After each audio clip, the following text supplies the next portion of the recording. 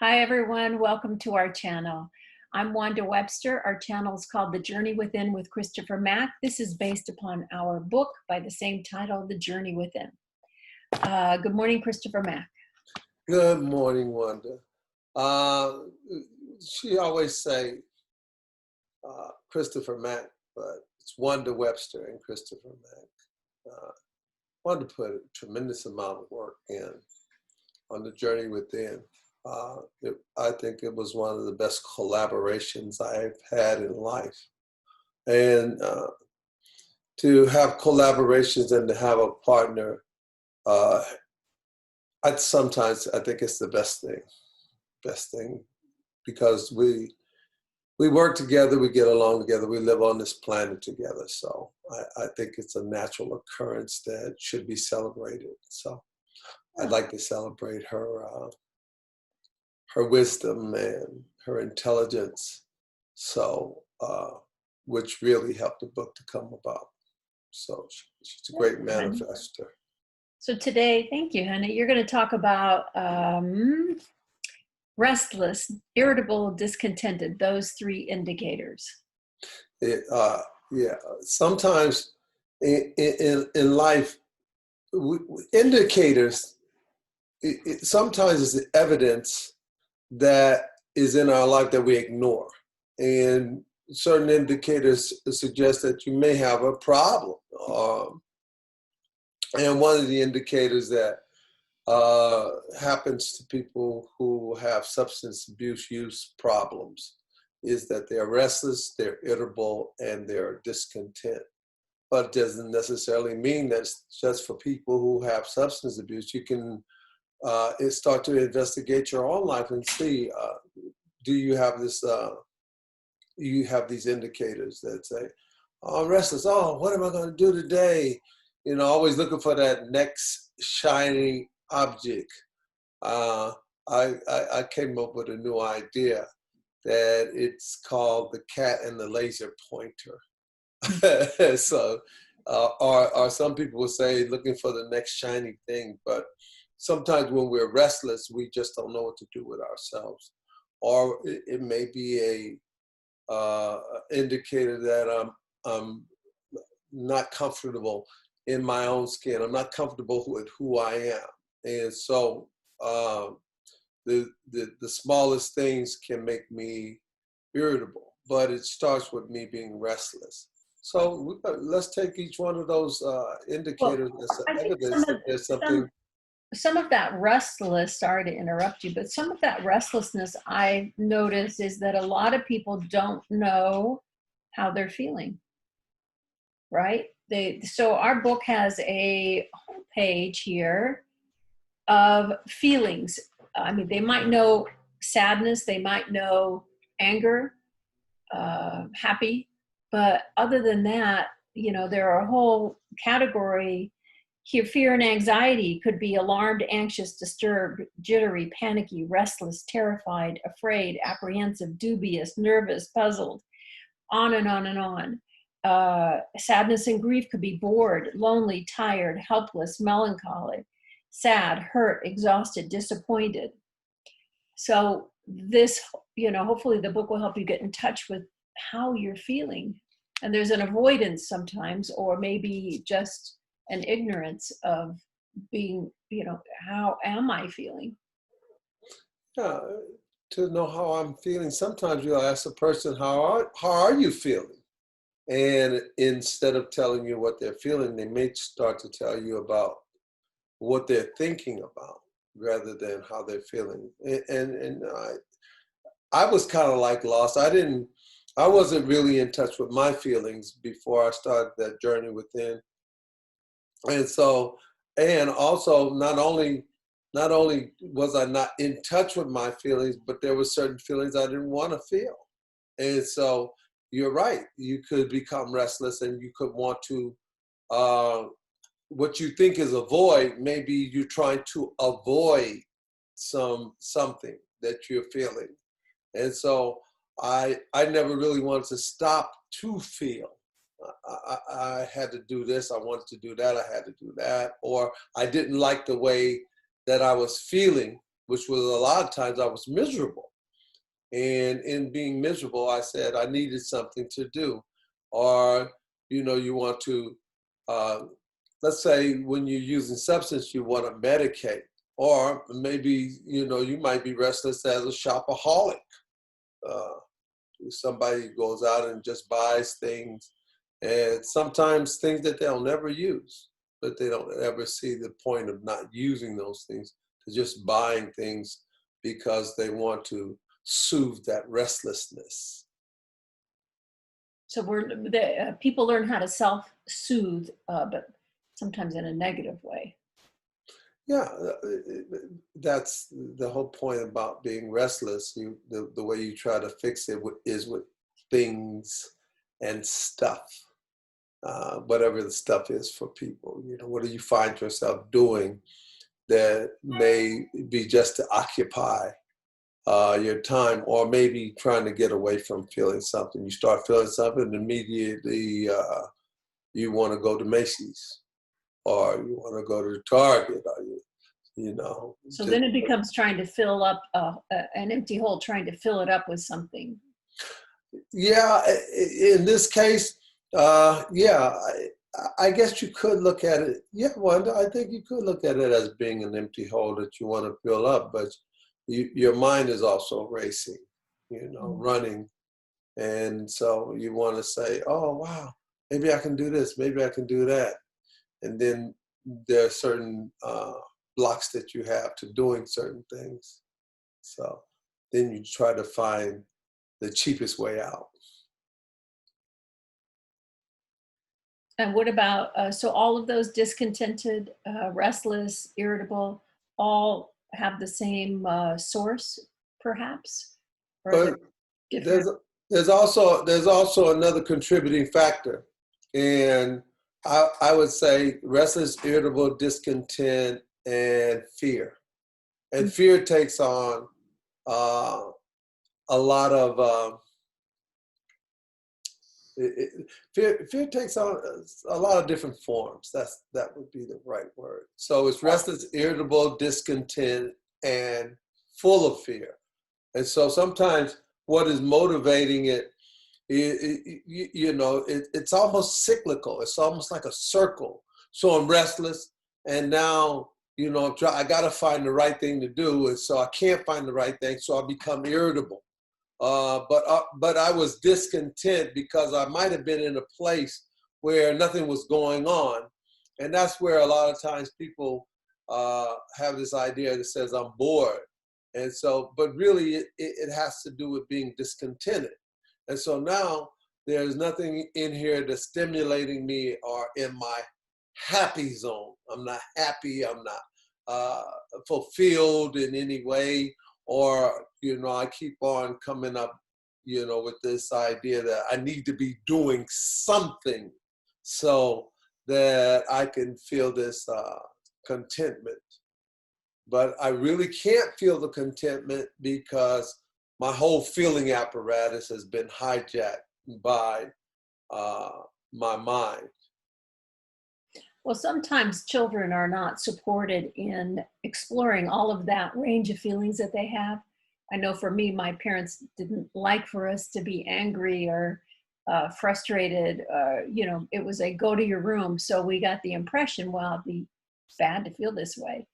So parents are a little bit more enlightened in this day and age, thankfully. And if you just allow yourself to feel it, and it's important to say, I am feeling angry rather than I am angry, because you are not that thing. You want to become the observer. You want to say, I'm feeling happy. I'm feeling frustrated rather than I am frustrated.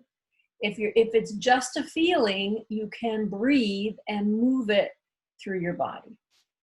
Yeah, I'm trying to think of that time when I noticed being angry without having any attachment to the anger. And I'm thinking about it. I think that was a time I was driving for Uber. And uh, I had to renew my insurance, or I had to send in the fact that I had a new license. And if that didn't happen, I wasn't going to be able to drive. And so I had sent it in, and one day turned into two, two turned into three, three turned into a week. And there was this weekend coming up that I was going to be able to drive in to make a substantial amount of money. And I kept looking for this, and then all of a sudden I didn't see it. Well, I didn't see the email that would allow me to drive, and all of a sudden I said to myself, I'm angry. And I realized how angry I was, but you're right, I was feeling the anger, and at feeling the anger didn't control me, if that's the idea. The anger didn't control me, but I was able to see the anger in my thought process by saying, wow, these people really should be sending me this work. Why aren't they doing it? I don't know why. Wow, I'm not going to be able to make this amount of money. And I said, and then all of a sudden I just stopped and realized that I was angry, but I wasn't violent. I realized that there was this anger that was there. And at that time, I was the observer. I could see the anger, but the anger did not, it didn't take me over. Do you remember when we first started dating and I would get angry at something, being human, and I think it would freak you out. And I realized after a point, I just said, it's just a feeling. I'm just angry, and I'd be over it in 5 or 10 minutes or whatever. But I think you thought maybe something violent was going to happen because I was really pissed off about something. Do you remember that? Well, let's put it this way. With our experience in this society with anger, we always see something terrible happen. Something associated with that feeling sometimes turns into, a terrible outbreak. And here we are, we're experiencing that in real time. And so sometimes we lose the opportunity to intelligently address the issue. And it's what anger does is, it's almost like, I don't like fighting because it doesn't bring about any good end. If somebody throws a punch, you throw a punch, and now here you are, you're at war. And I think our society proves that, there's always this hostile takeover because I don't like what you said, and so I'm going to do something about it. And so I don't know if I just don't like to be at odds with you. I realize that. And so if you're angry and things like that, I might not have the correct response. I want to know what my response is. And I do have a responsibility. But if I'm a peacekeeper, I do know my responsibility. My responsibility is to be peaceful, regardless if something's coming at me. We also made an agreement in those things never to be hostile or harsh towards one another. And I think for the last 10 years, I've had the pleasure of being able to practice that, being able to voice with you if I am displeased about something, and you have the same, Bill of Rights to say, Chris, I don't like the way that's done, right. Or Chris, I like the fact that I'm able to say, Wanda, you hurt my feelings. Right. But the point being here too is that we can't ignore any feelings that are coming up within ourselves. Otherwise, we're not going to be authentic. And if the feelings get pushed down, compartmentalized, ignored, etc., they're going to start bubbling up to the surface in a really unhealthy manner sooner or later, as resentment, which is a hot topic. Yeah, that history becomes the active participant in your relationship, and the other person hasn't a clue. and you may be reacting off of feelings that happened to you 9 months ago. And I would say, well, what is that? And it could further, it could deteriorate or destroy the moment.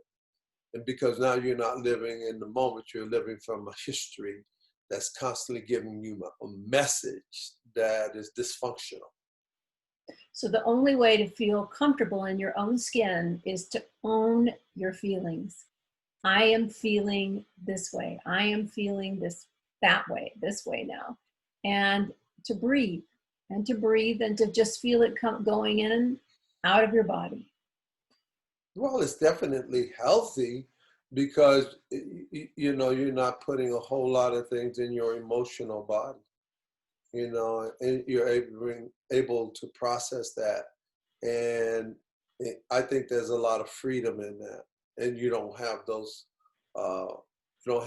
suppressed feelings coming up, hijacking the day. Yeah. All right. Anything you want to wrap up with today, Christopher?